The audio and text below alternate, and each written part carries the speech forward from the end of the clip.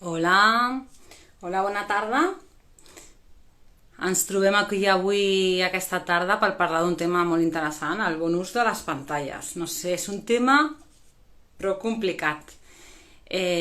Avui parlarem amb la Laia Navarro, que és del Servei Passa, és un servei de l'Ajuntament de Montcada, que ara comentarem amb la Laia, per si algú no el coneix, i bueno, és un servei que dona assessorament pel tema de les addiccions i les pantalles. És un tema que ens preocupa sempre, però ara especialment amb aquest confinament que també doncs, potser estem abusant d'aquestes pantalles. Ara ho parlarem tot això amb la Laia, que ja ens ha...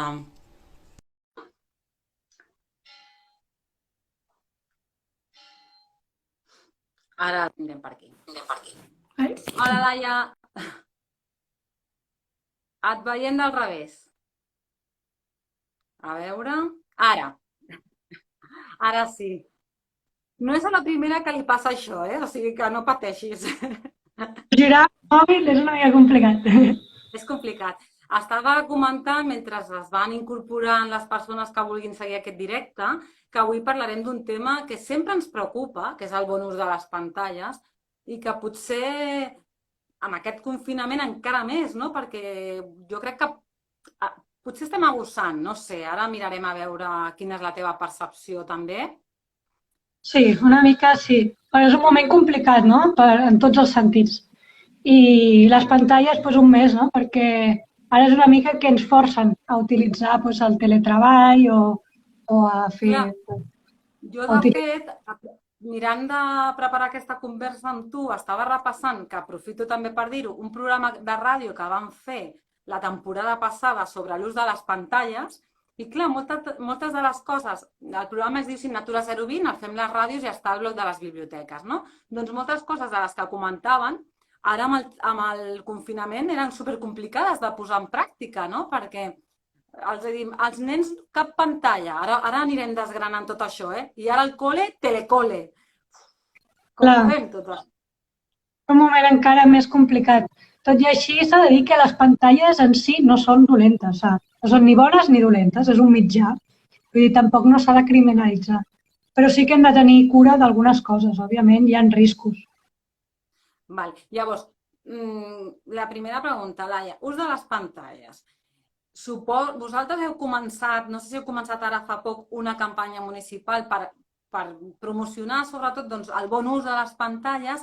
Quins serien els consells bàsics per fer un bon ús d'aquestes pantalles? Mira, clar, és veritat que nosaltres estàvem iniciant una campanya que en principi tenia que començar al setembre, però clar, amb el confinament tot, doncs, hem començat a engegar-la ara. Tot i així, estem en ello i encara anirem donant més informació. Vull dir, estem preparant doncs, uns decàlegs per diferents tipus d'edats i bueno, mirarem a veure si podem fer alguns tallers o ara estem mirant de contactar amb els instituts a veure si podem fer algunes xerrades online, no? Per poder donar alguna mica de consells. Però, bueno, la campanya el que passa és que s'avança en comptes de fer-la amb el temps que teníem previst. Llavors sí que ara en temps de confinament hem de tenir en compte que nosaltres podem donar unes recomanacions, però entenem que és un moment complicat. Vull dir que tampoc no vull que ningú es senti amb el que digui però uf, jo ho faig fatal, jo no puc, no? Vull dir que tots ens estem adaptant, ens reinventem, no? I tots hem de mirar de poder saber què és el millor pels nostres fills i filles, no? O per al nostre ús propi. Que potser, Però, Laia, el més important és tenir la informació, sabem que de vegades, per al context ara, potser ens la hem de saltar, però almenys tenir aquesta informació per poder-la aplicar a tot el que puguem, dic jo. saps què passa, Anabel? Que el que ens passa a molts pares és que no hem viscut el moment de que quan érem petits ja teníem les pantalles, sinó nosaltres hem anat creixent amb això, no? Llavors, aquest punt de l'educació en les pantalles no l'hem rebut de petits. I a nosaltres, com a adults, ara ens costa, no? I hem de saber què és el millor pel nostre fill, però no ens podem basar en el que els nostres pares ens van ensenyar, perquè ells no han viscut aquest moment, no?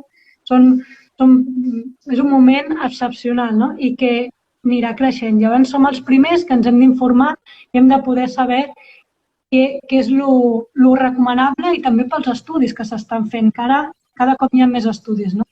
Doncs els primers estudis diuen que l'ús de pantalles ha de ser limitat, no? El primer que hem de fer aquest confinament és poder limitar quan utilitzem les pantalles i quan no.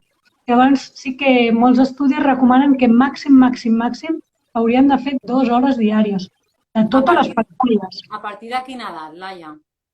Clar, diem màxim quan diem adults, no? Vale. Totes les pantalles vol dir mòbil, ordinador, tele, no? Que tele a vegades hi ha molta gent que no sé per què no la compra, sí, tablets, no? Llavors, sí que és veritat que quan estem parlant de nens petits, de 0 a 3 anys, no és gens recomanable. És una edat on ells han d'experimentar, han de viure, han de sentir les sensacions del tacte, el gust, no? I llavors la pantalla el que fa és com els atròfia, no? I com que afecta el cervell, i després ho explicaré més detalladament, l'ús de pantalles en nens tan petits és super desaconsellat. Vale? De 0 a 3 anys no està gens aconsellat. Si pot ser res. Res. A veure, sí que és veritat, aniràs al pediatre i veuràs una pantalla allà, però aquestes no les podem controlar, però sí que podem supervisar les que estan a casa. I a partir dels 3 anys podem començar, però abans no és gens recomanable. Vale? I després de 4 a 5, de 4 a 6, doncs, pujar una mica, doncs, mitja hora, després 1 hora, fins a 2 màxim. Vale? Doncs, clar, també depèn de l'edat. Això hem de tenir en compte que ha de ser progressiu. Laia, tu deies, les teles també compten com a pantalla.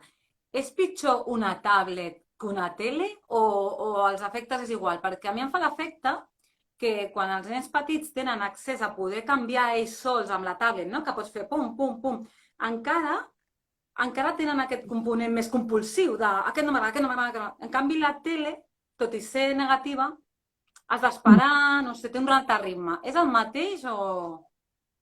Clar, jo no ho veig igual. Per què? O sigui, si són petits, per exemple, jo recomano que al principi sol sigui amb la tele. La tele no és interactiva, no? El que deies, no? De passar. I també la tele, a part de les dimensions, que això també compta a la vista, no? Després, si vols, explico més. Sí que el contingut està més acurat. Mira, hi ha estudis, això és una mica per posar la pell de gallina, hi ha estudis que diuen que nens de 9-10 anys, no, abans, 8-9 anys, ja estan veient pornografia a les xarxes socials. Llavors, clar, internet és superampli, per tots els gustos, per totes les edats i de tot contingut, no? Llavors, quan estem posant una tablet o un ordinador o un mòbil a un nen tan petit, tu no pots assegurar-te, o és complicat assegurar-te, que ell no entri a pàgines que no són aptes. Diem pornografia, diem agressivitat, diem tot el contingut que ell, en la seva edat, no té que accedir, no? Llavors, clar, la tele ens emmarca una mica tot això. I en cas de fer servir la tablet, potser, Laia, també haurien d'estar els pares pendents del que estan mirant, no? O sigui, en cap cas, tancar-se a l'habitació i... Clar, exacte. Una de les recomanacions per a aquest confinament, no? Doncs, per una banda, jo sí que recomanaria poder fer amb els més petits, per exemple, no? Nens de 7 anys o així, doncs potser fer un contracte d'ús de pantalles. Què és això? Mira, hi ha un nen de 7 anys que es diu Lluc, que si aneu al YouTube, podeu posar YouTuber, no? I ell ho explica molt bé, que fa un contracte amb els seus pares, on te diu, vale, jo puc utilitzar les pantalles si prèviament entres a l'habitació i he fet els deures. I si els meus pares em diuen una paraula, ella explica, diu taratatí, això vol dir que les pantalles s'acaben. És un contracte que han pactat els pares i els fills. Llavors, d'aquesta forma, ell ja ho té. El que hem de fer amb les pantalles és avançar-nos al problema, no? I poder anticipar i que quedi tot molt clar abans de que el nen digui no, és que jo vull estar més estona. Si queda clar, no tindrem tants conflictes després. Això en nens més petits, no? Però amb més grans sí que jo aconsellaria a adolescents així fer un horari setmanal. En aquest horari què hem de tenir en compte? Hem de tenir en compte que pugui ser variat, que hi hagi oci de pantalles, és el que et dic, no són dolentes les pantalles, poden tenir oci de pantalles, però també hi hagi un oci alternatiu.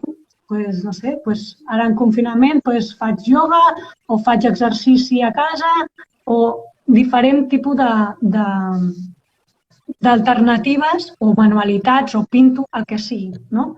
O llegeixo, que no tot sigui pantalles. Llavors, que ells tinguin doncs, un horari de tal hora, vale. Haig de fer servir la pantalla perquè a l'escola, no? D'ara és pantalles. Però sí que després doncs, pugui tenir un rato de lectura sense pantalles i després pugui tenir una estona de pantalles, no? I que quedi tot una mica marcat. Llavors, sí que remarcaria que en aquestes pautes, no? Pues l'ús de pantalles en els àpats, que això és una cosa que estic veient molt, no? Quan parlo amb els joves adolescents que mentre dinen van mirar una pantalla.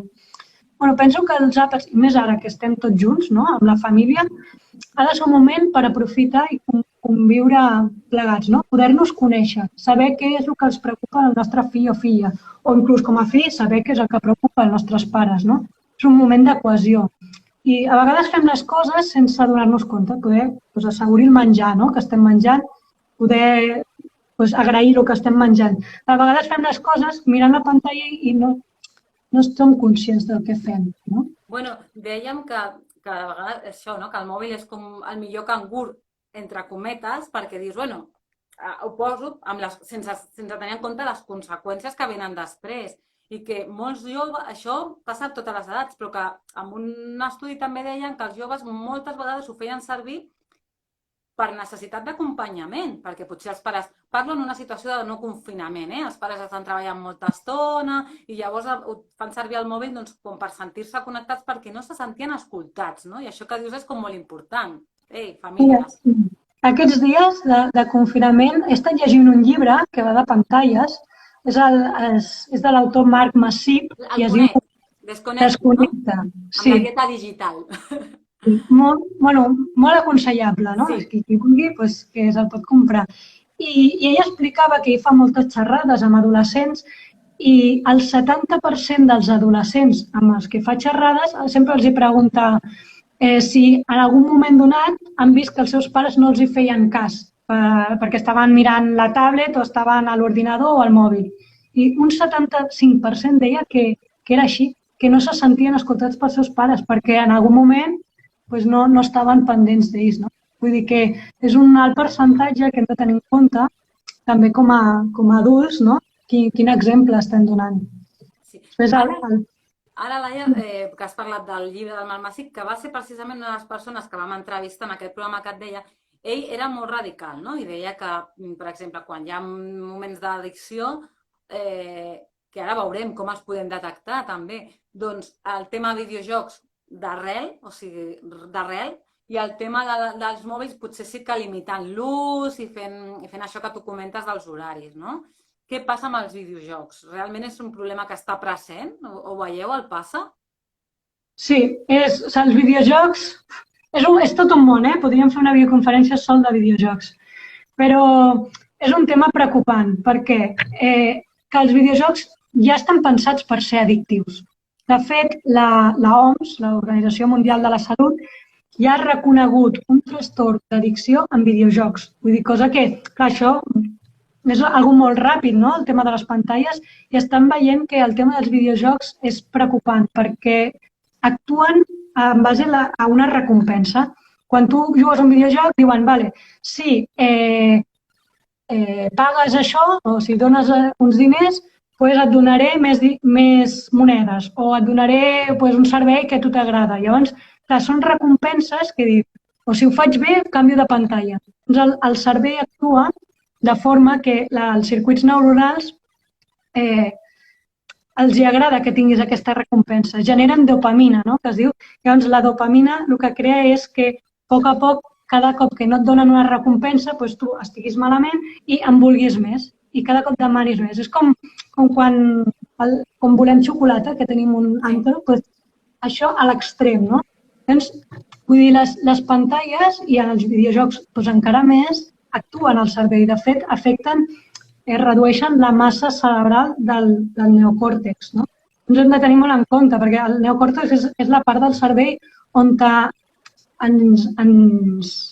ens marca el que decidim, no? El que diu quines decisions prenc. No? Llavors, el que fa l'addicció és que crea una barrera aquí. Llavors, no et deixa decidir per tu mateix. És a dir, que deixes de ser lliure, en cert manera. O sigui, et quedes absorbit per la pantalla. El teu cap l'únic que vol és tornar-se a connectar. No et deixa pensar amb claretat, no?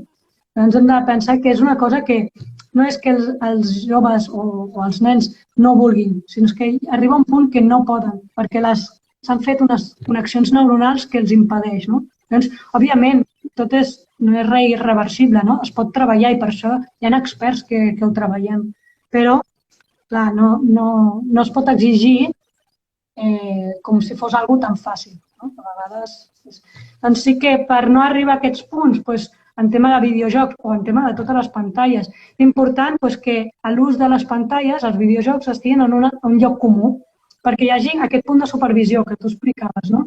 Si tenim el videojoc connectat amb la televisió, la tele, està al menjador, jo com a adult doncs, vaig poder veure com reacciona el meu fill, sobretot al nivell emocional, no? Si s'enfada molt quan juga aquell joc, si està agressiu o si es queda trist quan juga, no? Si veiem canvis. Llavors, hem de tenir en compte que com a pares hem d'estar sempre present. Quan som més petits, més, però quan som més grans també, de poder preguntar i què estàs fent? I aquest youtuber, i m'expliques això? Vull dir, no és un lloc on ells han d'aprendre sols, sinó hem d'aprendre conjuntament i educar-los en bones pràctiques. Ni tampoc un moment per dir, ai, que bé, el deixo aquí i llavors jo faig una altra cosa, no? Sinó per estar una mica presents. Clar, les pantalles tenen molts riscos, llavors hem de poder observar si estem fent un bon ús o no. Si no estem, no podem observar. Escolta, Laia, aquest problema és un problema greu, òbviament, però suposo que problemes del mal ús de les pantalles, problemes associats que no siguin potser tan greus, però que sí que afecten a la salut, al final n'hi haurà molts. Per exemple, ara estic pensant en la vista. Clar, per exemple, amb la vista. Tu coneixes la norma del 20-20-20? Jo sí, però explica-la. És interessant. Jo crec que és fàcil de recordar. Hem de pensar que per no tenir problemes de vista, no? Quan estem a les pantalles, també els adults, no? Que fem teletreball, hem d'estar cada 20 minuts, fer una pausa de 20 segons i mirar a 20 passes. O sigui, mirar lluny, no? Doncs d'aquesta forma estàs deixant de forçar la vista en aquesta pantalla. També és molt important com anar fent aquests descansos perquè si no es pot crear el que es diu síndrome visual d'informàtica.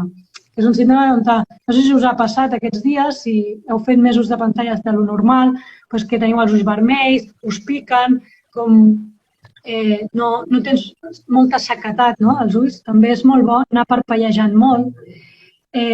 Sí que diuen, mira, sobre això de la vista hi ha un informe de l'OMS que explica que al 2050, espero que arribem, no? que calculen que la meitat de la població mundial, el 50% de la població mundial, tindrà miopia. O sigui, que això que porto ulleres, doncs molts en portarem, no?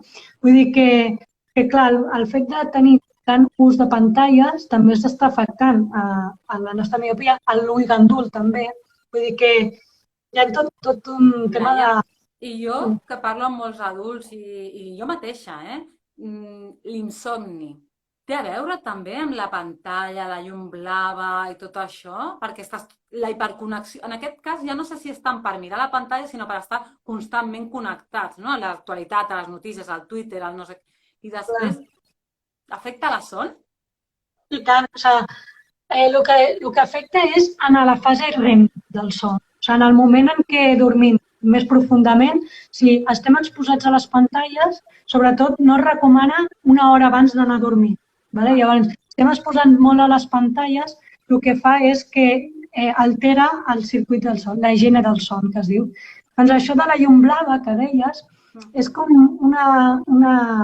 totes les pantalles, especialment els mòbils, no? Que sobretot si posem molta llum en el mòbil, el que afecta és una energia que ens afecta els ulls. No sé si t'ha passat algun cop que t'has despertat a mitjanit, no? I vas al lavabo i tornes a dormir, cap problema. Però si et despertes a mitjanit i mires el mòbil, com que has mirat aquesta llum blava, la llum blava és la llum que emeten les pantalles, doncs el que fa és genera els circuits del cervell, genera que tu tinguis més ganes de mirar-la. Llavors, segurament et crearà insomni, voldràs mirar-la. I si hi ha un correu o tens una notificació, doncs encara més. No? WhatsApp? Ja no tornaràs a dormir, o et costarà molt més. Clar, depèn de cada persona. Òbviament, no és matemàtic, però sí que afecta. Llavors, si tu estàs molt exposat, doncs segurament et costarà molt més anar-te'n a dormir. Després també perquè molts cops no posem límit, no?, abans d'anar a dormir. Doncs, sobretot una hora abans. Una hora abans de dormir, res de pantalles, i això de tenir el mòbil a la tauleta de nit i a veure quina hora és i anar mirant el WhatsApp, tampoc, no? Hem de tornar als despertadors habituals, no? Bueno, jo vull dir, Laia, que jo no tenia rellotge perquè sempre mirava el mòbil i quan vaig tenir el meu nen, el Gabriel, estava al parc i estava tota l'estona mirant el mòbil per veure l'hora que era. I clar, el nen era el mòbil. I tinc el rellotge per això. Vull dir que potser hem de tornar a l'analògic, no? Una mica. El mòbil es pot fer servir, clar que sí. Però bueno, potser hi ha moments que hem de tallar. Jo un truco que us dono és el que faig jo abans d'anar a dormir, és just després de sopar, dono 15 minuts, un quart d'hora, que jo poso el temporitzador, de mirar el mòbil el que sigui. Si tinc whatsapps, correus, el que sigui. Un quart d'hora. I després d'aquest quart d'hora, jo apago el mòbil i el poso, jo tinc una caixeta al menjador i el poso allà. Llavors, també és bo no dormir amb el mòbil, el que dèiem, no? Perquè si el tinc a la tauleta de nit, el veuré, tindré més ànsia de mirar-lo. Llavors, per anar a dormir, llavors, ja després, llegeixo un llibre, el que sigui, i me'n vaig a dormir. Llavors, sempre vas més relaxat, no?, a dormir. Llavors ja no tens aquesta hora. Tens aquests 15 minuts de mirar-lo i després ja està. Arribar també a un pacte familiar, potser, no? Perquè també hi ha famílies que estan al mateix menjador i està tothom... Bueno, no és una família excepcional, o sigui, és la gran... No sé si la majoria, però moltes, que cadascú mirant, contestant els seus whatsapps, això hem d'arribar a un pacte, no? Clar, és el que deia, l'horari aquest setmanal que et comentava és una cosa que està pactat amb tots. No li pots exigir a l'adolescent que ho faci ell i l'adult tot el dia al mòbil. No seria coherent, no? Hem de ser uns bons exemples, també. Jo crec que és la clau, no? La clau és ser... Hem parlat de la vista, hem parlat de l'insomni. Hi ha algun altre problema associat a l'ús abusiu de les pantalles? Bueno, n'hi ha bastants. Mira, un altre que em preocupa bastant és el tema de l'aïllament. Per això he comentat que és important que es faci ús en zones comuns. Que les pantalles el que fan també és que cada cop parlis menys. Aïllament no significa que estiguis lluny físicament. Pots estar al costat, el que deies tu, no? Estem a la taula i tots estem parlant, però no ens estem connectant, no?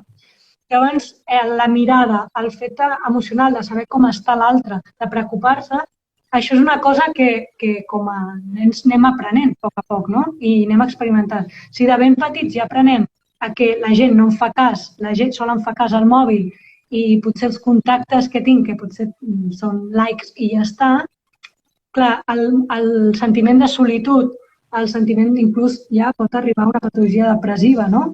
Vull dir, pot ser molt problemàtic. Llavors, això de tenir el mòbil a l'habitació o l'ordinador a l'habitació o el joc a l'habitació, està promovent tot això. Doncs molts nens, a nivell emocional, quan jo faig teràpia amb ells, consulta amb ells, sí que m'expliquen que estan, com són nens amb un perfil molt tímid, amb poques relacions socials, i no saben molt bé com fer amics o com expressar els altres.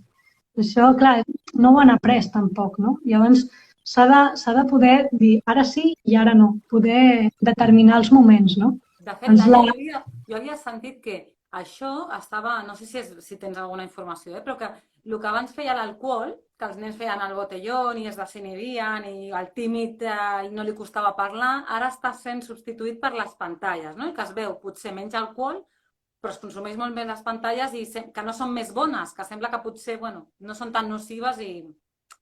Clar, que a vegades, com que no estan al carrer, el tinc controlat, que estigui a casa no vol dir que el tinguis controlat, perquè, clar, hi ha molts més problemes, no? Hi ha algunes mares o pares que em diuen, però és que ell sí que parla, quan està connectat al videojoc, sí que parla amb els altres, està parlant amb altra gent. Sí, però no parla de com es sent l'altre o com està l'altre. El que parlen és, mira aquest videojoc, mira el que he fet, mira el que... Són converses molt simples en el sentit emocional, no? Llavors, quan tenen realment un problema, els hi costa expressar-lo, els hi costa com saber-lo gestionar, perquè tampoc no ho estan practicant, entre cometes. Llavors, el que fa és cada cop aïllar-te, i no solament de la família o dels amics, sinó també, això ja més a més, no? Les parelles, no? El meu company al principi em feia molt cas i em feia regals o el que sigui, i ara tot el dia està amb el mòbil. Bueno, és que a poc els adults també ens està passant una mica, no? De que anem perdent el cara a cara, no? Ara en el confinament potser... Jo no penso que això sigui només un problema de joves i de nens, per això t'ho dic que de vegades com a adults també ho tenim, perquè de vegades t'estàs queixant de, jolín, els joves sempre estan al mòbil i jo mateixa, m'ho reconec, llavors estàs contestant un WhatsApp i més ara amb el confinament, però també abans, que ara sembla que és més... Tens com a excusa, en plan, no estic teletreballant. No, però abans també, vas al parc i també ho trobes. O sigui que hem de fer un exercici tots, perquè realment és el que tu deies, amb l'exemple estem educant. I és complicat, perquè és tentador i perquè ho tenim molt a l'abast. Llavors, bueno... Ja està pensat perquè sigui tentador. Vull dir, per exemple, a les xarxes socials hi ha l'infinite scroll, que es diu això de que vas pujant i no s'acaba mai. Això està fet. De fet, l'inventor després s'arrepenteix perquè no era amb aquesta intenció, no? Però està fet perquè no deixem mai de veure la pantalla. En canvi, si hi hagués un límit, dius, bueno, va, hasta aquí, i deixo la pantalla. Però no, com que hi ha infinit, no? O sigui, vull dir que ja estan pensades perquè hi ha una indústria darrere important que vol que estiguem darrere les pantalles i això ho hem de tenir en compte. En el programa aquest, Laia, que et deia que vam fer de les addiccions de les pantalles, comentàvem que abans dels mòbils tu buscaves que fos ràpid i tal, perquè poguessis connectar-te ràpid. I ara és, a la indústria que tu dius, que estiguis molt de temps, perquè així et poden també ficar publicitat i genera tota aquesta addicció d'estar moltes hores a les aplicacions, als mòbils. És com una incoherència, perquè per una banda volen que siguis molt temps i per altra banda que ho facis tot molt ràpid. És a dir, també hi ha el tema de la immediatesa, no? És un altre dels problemes que estem veient amb les pantalles. Sí que, per exemple, si hi ha un estudi que mirava els joves quanta estona tardaven en canviar de pantalla si no funcionava, no? I explicava que una pantalla d'internet, si dura més de 12 segons, 12 màxim, 12 segons en arrencar, en què estigui tota la pàgina ben carregada, la gent canvia, tanca i va en una altra. Vull dir que també volem el ja, no? I això és un problema del dia a dia. Amb els WhatsApp, per exemple, el doble tic, no? Si l'avi no ens contesta, ja crea nerviosisme, crea angoixa, no? Tot el tema emocional també, tot relacionat amb les pantalles. Llavors, clar, ens estem acostumant i exigint també a l'altre a que tot sigui ràpid i que em contesti ràpid. Que si he penjat una foto, vull likes al moment, no? O al cap de 5 minuts màxim, però si no tinc, és que, clar, aquesta foto no la tindria que haver penjat. O sigui que ja és un problema, no? Vull dir que aquest punt d'immediatesa... Tota l'estona mirant, no? A veure quants likes vas tenint, que això també és molt preocupant. Hi ha un capítol de Black Mirror d'aquesta sèrie que és molt... L'has vist? Sí. Clar, també, això també afecta aquesta immediatesa i aquest moment de mirar en el rendiment acadèmic i laboral. Jo potser parlo més amb adolescents perquè treballo més, però clar, el fet que jo estigui fent un treball i em vagin sortint notificacions cada 2x3, doncs m'està distraient constantment.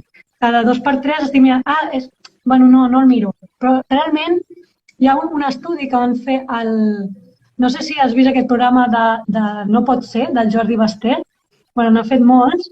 És molt recomanable perquè parla molts tipus de pantalles. I van fer un estudi, van posar a una persona uns electrodes al cap de com reaccionava el seu cervell quan rebia una notificació mentre estava treballant. I clar, al principi pensava en plan, bueno, no passa res, i passava, no? Però quan continuava rebent notificacions, començava a suar, el seu cervell començava a exaltar-se i a es posar cada cop més nerviós. Vull dir que inconscientment, encara que nosaltres no ho percebem, ens està afectant tenir el mòbil allà al costat i que veiem notificacions. I a més, els joves d'avui en dia també, no són el mòbil, sinó després també es posen música, després...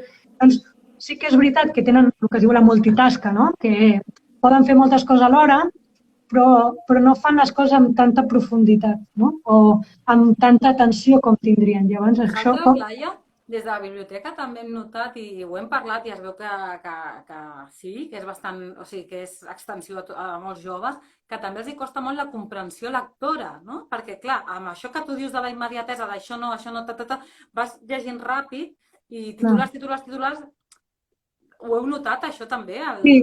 Saps què passa, Anabel? Nosaltres, quan érem petits, quan nosaltres no trobàvem, per exemple, volíem saber alguna cosa, doncs anàvem a l'enciclopèdia, això ara ja quasi no saps, agafàvem el llibre i buscàvem. I sol pel fet de no copiar tot el tostom que hi havia, ja feies un resum, no? Vull dir, ja integraves la informació perquè estaves resumint-la. Tenies que integrar-la i resumir-la. Ara això ja no cal. Per què? Perquè molts treballs ja són per internet. Llavors, el que fas és copiar, pegar, llegir de diagonal i ja està. Clar, aquí no has integrat res, no has treballat la informació. Llavors, com a adults també els hem d'ensenyar a poder treballar cada informació. No? El copiar-pegar no és aprendre. No? Llavors, per això, aquesta supervisió que dius, no? d'estar present, és important. A vegades, per la supervisió aquesta que diem, molts pares el que fan és un control parental. I aquí cuidado, o control parental. Sí? Es recomana, Laia, aquest control, les aplicacions que posen el control, o potser, perquè jo pateixo, perquè a mi m'ho han recomanat molt, però jo encara no ho he fet perquè dic, potser això em fa tenir una falsa seguretat de que està controlat i és pitjor. Clar, el control parental, com et deia, mira, no t'ensenyarà a treballar la informació. Vull dir, control parental jo el podria recomanar en petits, més aviat petits, i que no sigui únic. És a dir, control parental és una barrera. És una barrera perquè no li arribin contingut no adequat, és una barrera perquè li digui que ja s'acaba el teu temps, comença a tancar les pantalles. Però no és educatiu. O sigui, no t'ensenya. Qui ensenya són els pares o els educadors o els professors. El que farà és posar una barrera. Llavors, clar, no podrà tenir tota la vida una barrera. Haurà d'aprendre el per què, el sentit de per què és bo no estar tanta estona davant les pantalles. Llavors, això el control parental no t'ho dona. Doncs sí que et pot ajudar en moments puntuals, sobretot en tema de continguts, o inclús als videojocs també es pot posar control parental. Es pot posar tot el tipus de pantalles. Però no delegar, ni molt menys delegar el control parental tota la feina que hem de fer en aquest sentit. Parental o marental, jo també ho diria. Però... Sí, tal com es coneix, però sí, tens raó. Sí. Escolta, Laia, llavors, en quin moment una família diu he de demanar ajuda? O tu quan consideres que hi ha una alerta perquè algú digui me'n vaig al passa, que ara ens explicaràs una mica com treballeu, no? Però me'n vaig al passa perquè jo veig que hi ha un problema. Mira, jo almenys tindria en compte 3 coses. En tema d'addicció. Després veurem que també hi ha altres perills a la xarxa, perquè no els hem anomenat. Vale. En tema d'addicció, el tema del que diguem el mono, no? És a dir, si jo, al meu fill, li trec la pantalla, doncs ara no tens el mòbil per a algú. Si ell veus que està molt inquiet, molt nerviós, si veus que realment ho passa malament, joves em diuen és que sense la pantalla sóc infeliç, no? Vull dir, i en el moment que em donen la pantalla, doncs ja estic tranquil, ja estic bé. Això és que hi ha una dependència, no? I això hem de poder observar. En el moment de no pantalla, com està el nostre fill? Si la troba a faltar o si no. Després també el tema de poder... que hi ha joves que no... a veure com ho dic. Com que no fan les activitats que feien habitualment. O sigui, no és que potser els agrada molt el bàsquet o fer puzzles o el que sigui i de cop i volta deixen de fer-ho tot per estar tot el rato a la pantalla. O ho fan, però sempre sense prestar-hi atenció. Veus que no està gaudint del moment, sinó que tot ho està substituint per una pantalla. Llavors això també ens ha de crear alerta, de poder dir alguna cosa està passant, està havent un canvi, perquè ja tot el seu dia a dia es basa en voler la pantalla. I després l'últim factor és el quiero i no puedo.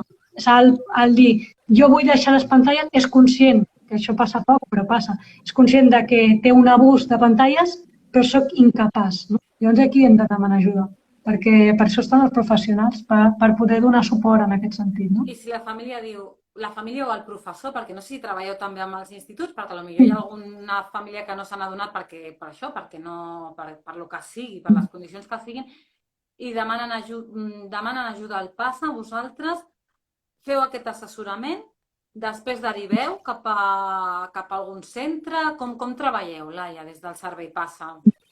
El PASA és un punt d'atenció i assessorament en tema de drogues i pantalles. ¿Vale? En aquest cas, doncs, en pantalles, el que faria més qualsevol derivació, sigui de la família, sigui dels professors o qui sigui, o per exemple del centre obert o el que sigui, doncs ells em comenten, ei, mira, hem vist aquest cas, pot ser que ells ja em demanin assessorament i ja està, o per què no parles amb el jove i mirem quin és el seu defecte, quines són les seves conseqüències en relació a les pantalles. No? Llavors, jo, si està a l'institut, doncs em moc fins a l'institut, ara no, en el confinament no, però em moc fins a l'institut i llavors parlo amb ell i faig diferents sessions, on poder treballar a la consciència de l'abús o poder treballar algunes pautes o depenent del cas. I si és a nivell individual, poden venir a serveis socials allà a Casa de Vila on estic i podem fer la mateixa tutoria allà a la Casa de Vila. Jo sé que m'agrada treballar sempre amb el jove i amb la família, perquè entenc que, clar, jo el veuré un temps, però la família és qui haurà d'estar allà. O a l'institut, que també sàpiga una mica per poder donar aquestes pautes i donar continuïtat. Doncs si veig que és un cas que ja és bastant greu i s'ha de fer un seguiment molt acurat, sí que jo el derivo, ja, per exemple, el cas de Sabadell, que és un servei d'atenció en drogodependències, però també tracten a pantalles, o Espot a Barcelona, que també ho treballa molt bé. L'Espot és per joves, per això, fins als 30. Llavors, sí que depenent del cas ho derivem, però sí que fem un seguiment amb la família, unes pautes amb la família i unes pautes amb el jove. Laia, abans d'acabar, també volíem, quan hem parlat d'aquesta entrevista, comentàvem les dues.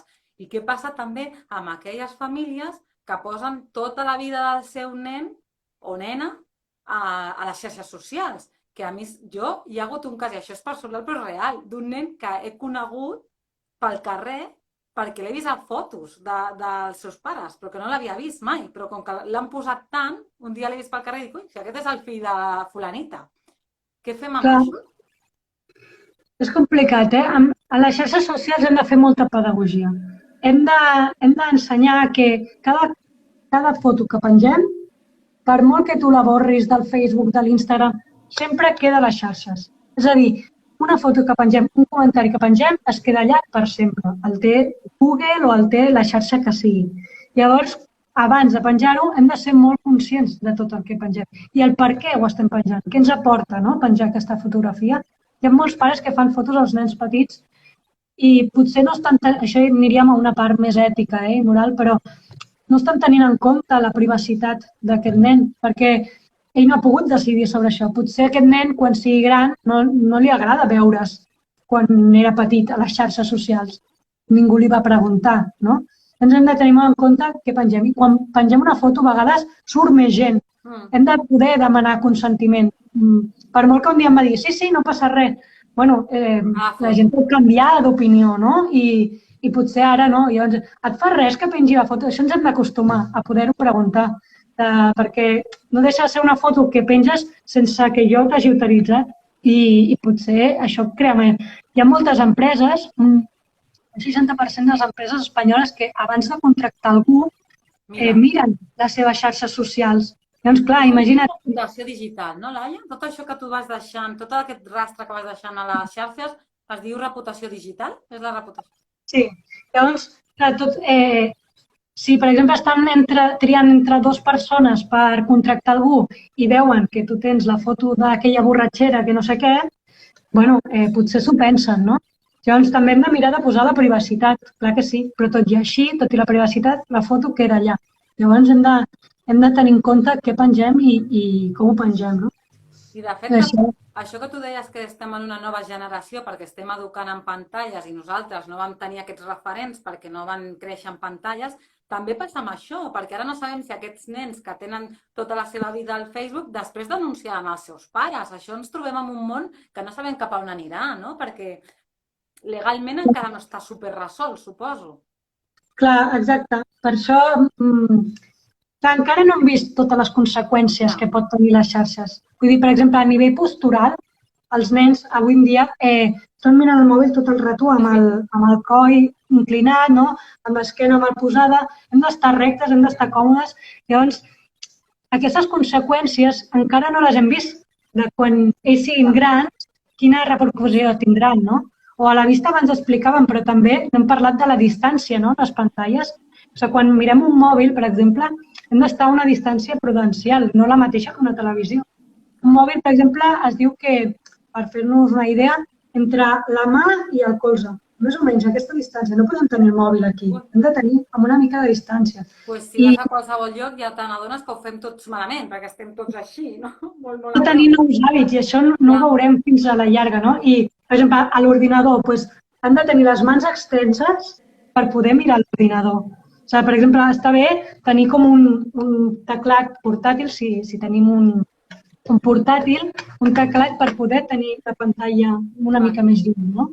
I les teles encara més, diuen 3 metres, i això a vegades de casa és més complicat. Però sí que, com més gran, més lluny. És com quan estem al cine, no? Si mirem la pantalla molt a prop, què ens molesta? Doncs el mateix. Quan mirem alguna més petit, una mica més a prop, però hem de deixar una distància, no? Vull dir, això ho hem de tenir present. Són coses que no ho estem veient encara, però a la llarga ho veurem.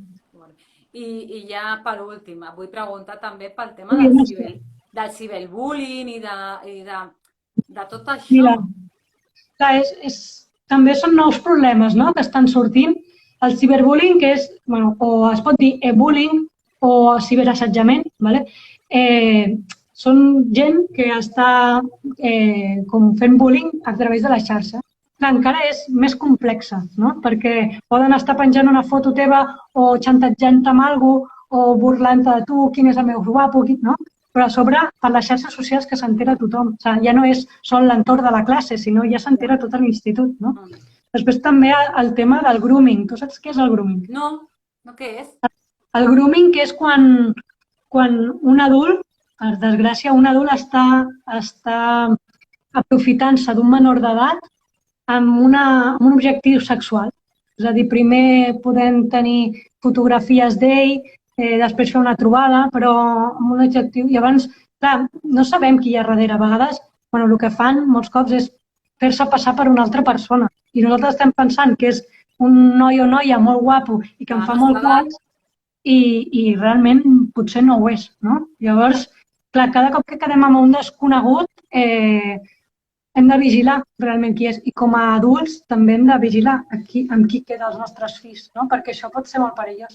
És denunciable, això, però clar, el mal tràngol ja l'has passat. O el tema del sexting. El sexting és quan tu penses una imatge teva, no?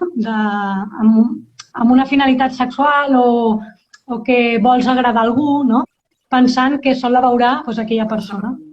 Però potser aquesta persona, jo què sé, s'enfada amb tu o no van les coses tan bé o el que sigui, tu pensaves que era d'una forma i no ho és i després ho ensenya a tothom. Llavors, és super desaconsellable enviar fotos teves sense roba o el que sigui o insinuant-te per les xarxes, sinó que sigui alguna presencial. I en el cas que ho vulguis fer i no vulguis agafar aquest consell, almenys que no se't vegi la cara, que no se't pugui reconèixer, perquè, com hem dit, tot el que es queda a la xarxa es penja i a la xarxa. Llavors, hem de tenir molt en compte això. També hi ha el phishing, no sé si saps què és el phishing, tots són paraules en anglès. El phishing, sí. Sí, No, digues, explica. El phishing és quan, diguem, els lladres d'internet, no? Quan intenten agafar-te les teves comptes bancàries o les teves dades personals per fer un mal ús, no? Llavors hem de tenir molt en compte quan mirem una pàgina web, per exemple, a la part de dalt que hi ha www, allà que hi hagi el cadenat tancat, no?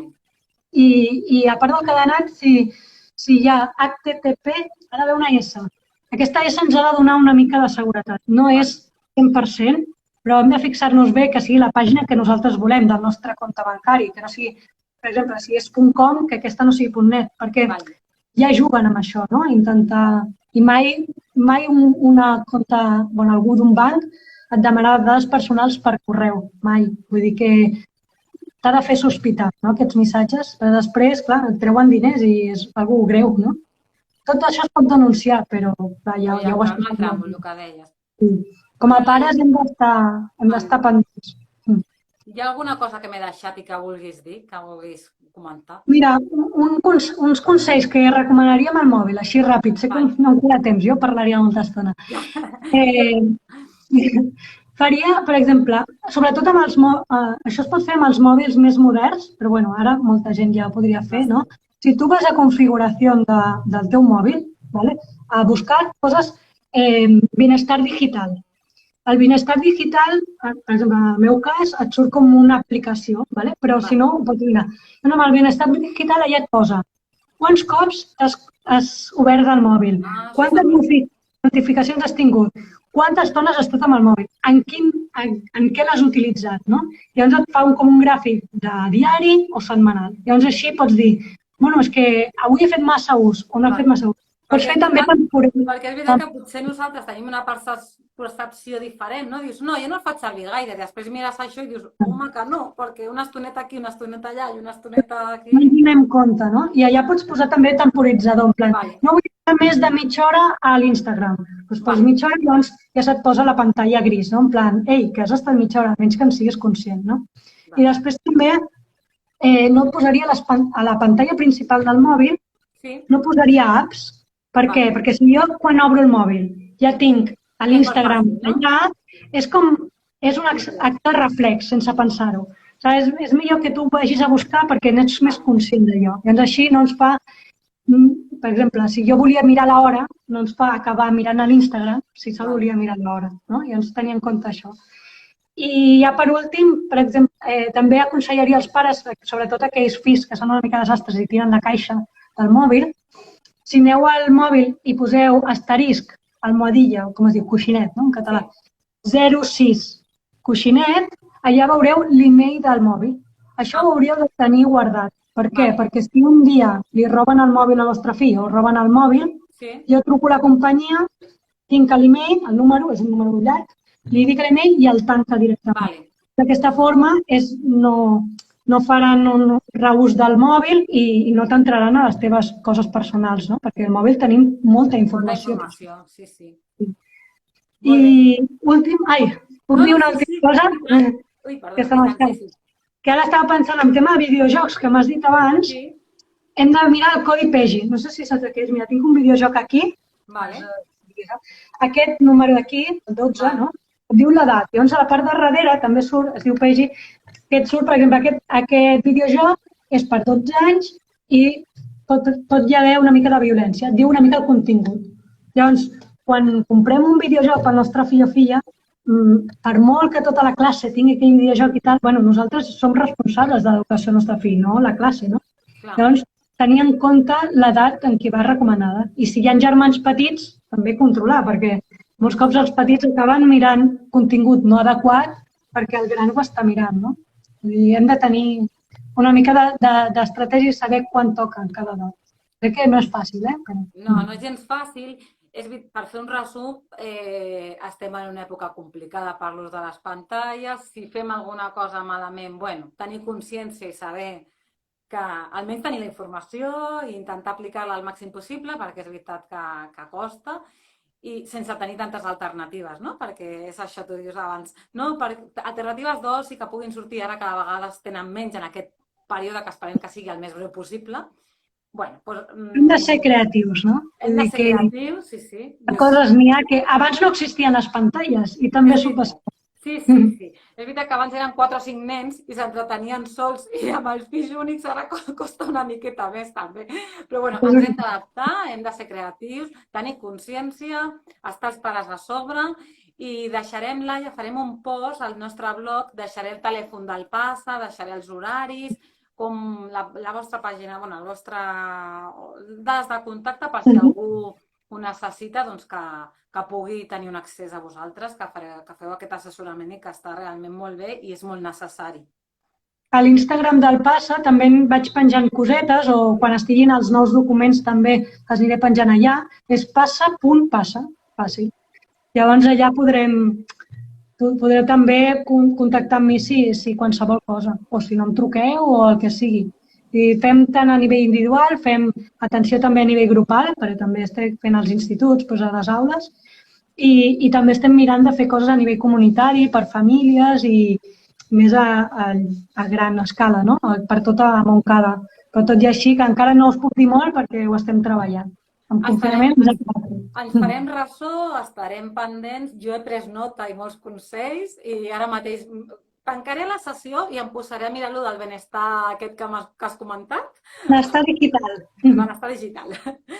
I moltes gràcies a tots i per seguir-nos. També a l'Albert, que ens diu gràcies Laia, gràcies Anabel, doncs gràcies a tots. Que vagi bé, Laia. Adéu. Adéu.